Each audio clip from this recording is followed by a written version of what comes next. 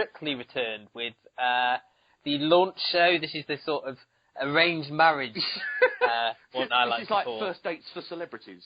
I think this has got... I mean, someone like me who's watched it for years and years now gets an idea of who's going to get paired up with who.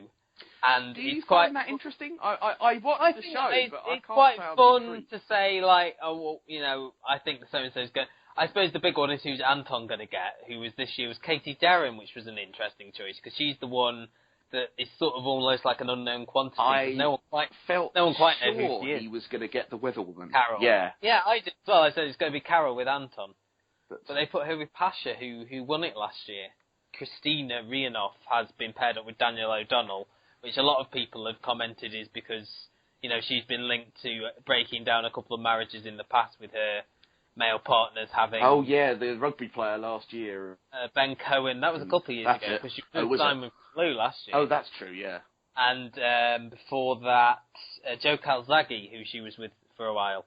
I think he was involved when they started dancing together. So this year, let's put her with Daniel O'Donnell. Yeah, let's... he looks like he's going to be a very nice man, but can't dance for toffee. Yeah, but this year, you say that about the dance quality. It looked like the dance quality is higher than previous years. Yeah, we were a bit worried, weren't we, the last show we did, that this was the austerity strictly. But actually, they have been a bit cleverer than we think.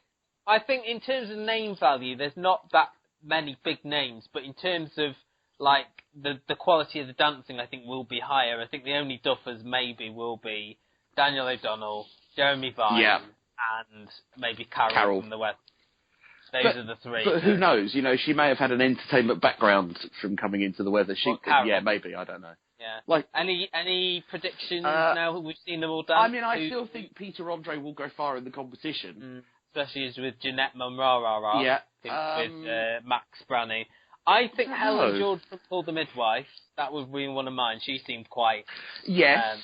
It's very difficult to tell. They did very little dancing. They did the book choreography, sort of, you know, combination at the end, but very little actual dancing. And we also have 3 new dancers, including one called Oti, which I have to say was full of Oti goodness. That would be the new catchphrase.